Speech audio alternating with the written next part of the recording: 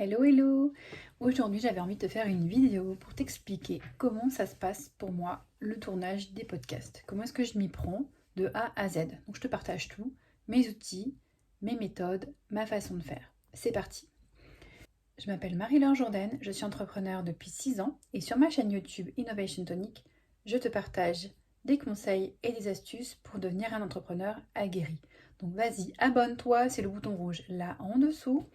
Comme ça, tu ne manqueras aucune de mes prochaines vidéos.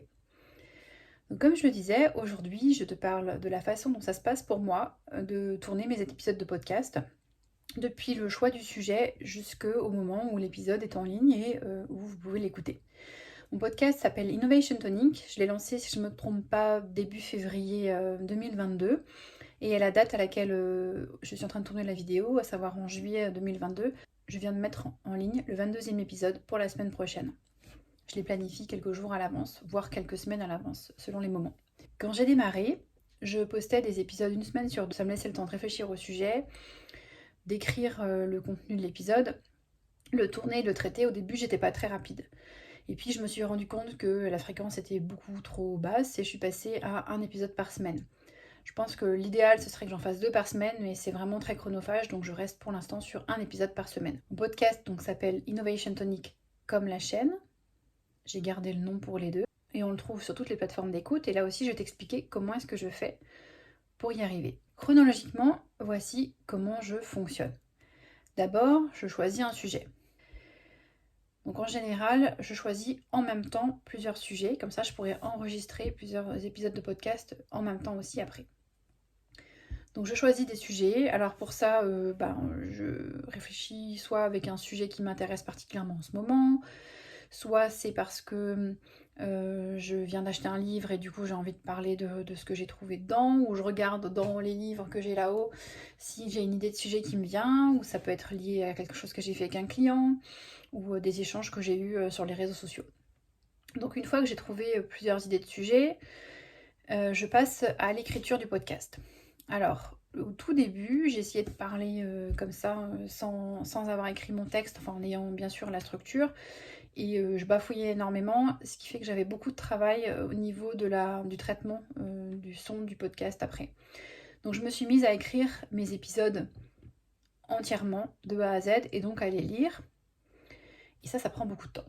Donc je l'ai fait pour pas mal d'épisodes, ça m'a permis d'acquérir une certaine aisance, de gagner du temps sur le traitement du son. Et puis maintenant, petit à petit, je commence à avoir des moments où je n'ai pas écrit le texte. C'est-à-dire que j'écris le gros du texte, très détaillé pour certaines parties. Et puis je me laisse une partie où j'estime que je suis un petit peu plus à l'aise. Et dans cette partie-là, je vais le faire en impro. Je sais de quoi je vais parler, mais je vais parler librement. Ça, c'est pour m'entraîner petit à petit à être plus à l'aise, à gagner du temps, donc à passer moins de temps à écrire les épisodes de podcast, et aussi à pouvoir faire la même chose avec les vidéos. Ne pas avoir besoin d'écrire mon texte de vidéo, à pouvoir avoir juste la trame et parler directement, ce que je suis en train de faire d'ailleurs sur cette vidéo-là. Et pour l'instant, ça se passe pas si mal. Donc je reviens, voilà, pour le moment en tout cas, donc j'écris de manière assez détaillée le contenu de mon épisode, en prenant une partie toujours introduction, où j'explique pourquoi on va parler de tel sujet, une partie où je me présente, donc l'intro où j'explique en quoi consiste le podcast, qui je suis, de quoi ça parle, et puis ensuite j'enchaîne sur le sujet. Alors je suis assez scientifique, donc j'ai toujours une approche, c'est les 3 habitudes de ceci, ou un plan d'action en 4 étapes, etc. Donc j'ai pratiquement toujours quelque chose de chiffré et un nombre d'étapes qui est indiqué, et à la fin de l'épisode je récapitule le nom des étapes principales dont j'ai parlé dans cet épisode-là. Une fois que j'ai écrit mon épisode, et plutôt effectivement 2-3 épisodes de suite, je peux passer à l'enregistrement. Donc pour ça, j'utilise un micro de la marque Fifine, un micro tout simple que j'ai acheté sur Amazon qui a dû me coûter une 50aine d'euros. J'ai aussi un filtre anti-pop que je mets devant. Et c'est parti pour enregistrer mon épisode. Donc comme je te l'ai dit avant, en lisant principalement, en essayant quand même de mettre de l'intonation et d'être un peu vivante, en rajoutant des commentaires personnels, et petit à petit en y mettant de plus en plus d'improvisation. J'enregistre donc avec le micro sur mon ordinateur, qui est un MacBook Pro, qui a quelques années maintenant, 5 ans déjà. et qui fonctionne toujours aussi bien. Et puis j'utilise le logiciel Audacity, qui est un logiciel gratuit qui me permet de faire du traitement du son, donc qui me permet d'enregistrer et de faire le traitement du son. Donc effectivement, une fois que les différents enregistrements sont finis, et en général je le fais un autre jour, pas le même jour que les enregistrements, je vais faire le traitement du son.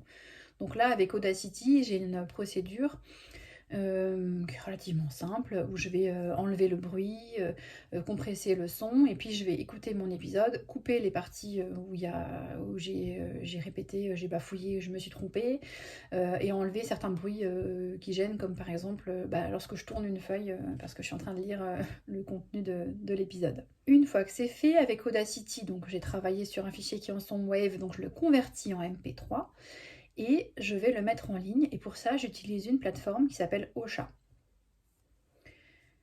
Ocha, c'est une plateforme que je paye avec un certain montant par mois, c'est pas très cher, ça doit tourner autour de la dizaine d'euros il me semble, et l'intérêt c'est que du coup je vais mettre l'épisode en ligne avec une description, et il va automatiquement diffuser cet épisode sur toutes les plateformes d'écoute. Donc on va avoir iTunes, on va avoir Google Podcast, Spotify, Deezer, et il y en a encore d'autres, et j'ai pas besoin d'aller le mettre sur chaque plateforme, ça va se faire automatiquement. Et donc tu l'as compris, je fais ça en avance, donc je programme mon épisode, en général quelques jours avant, je vais mettre en ligne mon podcast et je vais planifier le jour et l'heure à laquelle il va sortir. Pour moi, c'est tous les lundis matins à 6h, heure indiquée par Ocha, qui est en réalité 4h du matin, heure française. Ensuite, je vais aussi programmer une newsletter à mes adhérents pour les informer de la sortie du nouvel épisode et pour les inciter à aller l'écouter. Et je vais bien sûr en parler sur les réseaux sociaux pour qu'il y ait un maximum de personnes qui aillent l'écouter. Voilà, si toi aussi tu as envie de découvrir mon podcast où je traite de sujets qui sont similaires à ce qu'on a sur la chaîne mais un petit peu différents, c'est pas forcément exactement les mêmes, je t'invite à aller l'écouter. Je te mets le lien là en dessous dans la description de l'épisode. Donc il s'appelle Innovation Tonic. Soit tu utilises le lien que je t'ai mis là, soit tu vas sur ta plateforme d'écoute de podcast, tu tapes Innovation Tonic et tu vas le trouver. Et moi je te dis à bientôt pour une autre vidéo.